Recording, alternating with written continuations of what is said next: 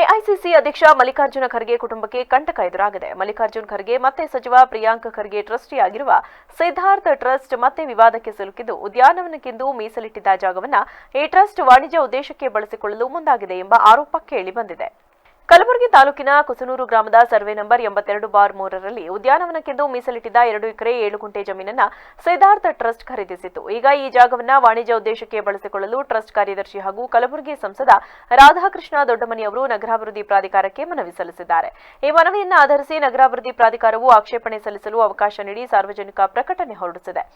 ಆದರೆ ಉದ್ಯಾನವನದ ಜಾಗವನ್ನು ವಾಣಿಜ್ಯ ಉದ್ದೇಶಕ್ಕೆ ಬಳಸಲು ಅವಕಾಶ ನೀಡಬಾರದು ಎಂದು ಆಂದೋಲ ಸಿದ್ದಗಂಗಾ ಸ್ವಾಮೀಜಿ ಆಕ್ಷೇಪ ವ್ಯಕ್ತಪಡಿಸಿದ್ದಾರೆ.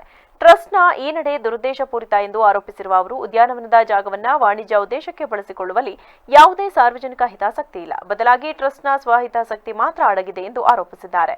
ಸಚಿವ ಪ್ರಿಯಾಂಕ್ ಖರ್ಗೆ ಅಥವಾ ಸಂಸದ ರಾಧಾಕೃಷ್ಣ ದೊಡ್ಡಮನಿ ಅವರ ಒತ್ತಡಕ್ಕೆ ಮಣಿದು ಈ ಜಾಗವನ್ನು ವಾಣಿಜ್ಯ ಉದ್ದೇಶಕ್ಕೆ ಪರಿವರ್ತಿಸಬಾರದು ಎಂದು ಅವರು ನಗರಾಭಿವೃದ್ಧಿ ಪ್ರಾಧಿಕಾರವನ್ನು ಒತ್ತಾಯಿಸಿದ್ದಾರೆ.